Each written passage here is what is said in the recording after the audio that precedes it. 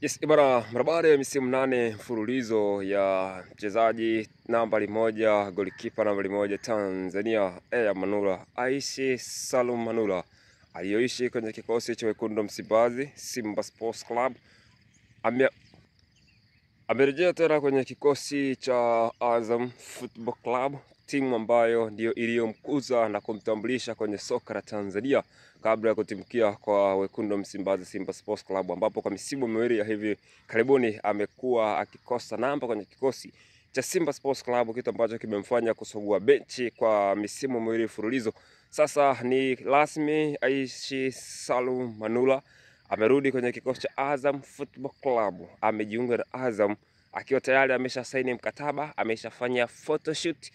na anakwenda kuwa goalkeeper nambari 1 kwenye kikosi cha Azam FC. Aishi Salum Manula alitamba sana akiwa na Simba Sports Club kwenye michuano ya kimataifa ligi kwa Tanzania bara kabla ya ujio wa Djigui Diarra kwenye kikosi cha Young Africans. Alikuwa ni miongoni mwa walinda milango bora sana kwenye ardhi ya Tanzania kabla ya kukosa au kuanza kukosa nafasi kwenye kikosi cha wekundu Msimbazi Simba Sports Club, lakini hiyo haiondoi ubora kwamba Aishi Salum Manula ni miongoni mwa magolikipa bora kweli kweli ambao wamewahi kuhudumu kwenye kikosi cha wekundu Msimbazi Simba Sports Club. Simba wameamua kuachana na Aishi Manula na Manula ameamua kutafuta maisha mapya kwa kurejea nyumbani ambako ndiyo timu iliyomtambulisha kwenye soka la Tanzania na kukua na Azam FC kuonesha kiwango bora, Simba kusajiliwa na sasa amerejea tena kwenda kufua matumaini ya mlinda ya goalkeeper kwenye kikosi cha wanalamba wa Azam Football Club. Huu usajili wa Aishi Salum Manula kurejea kwenye kikosi cha Azam Football Club, kwa wewe kama mwanamichezo mpenda soka,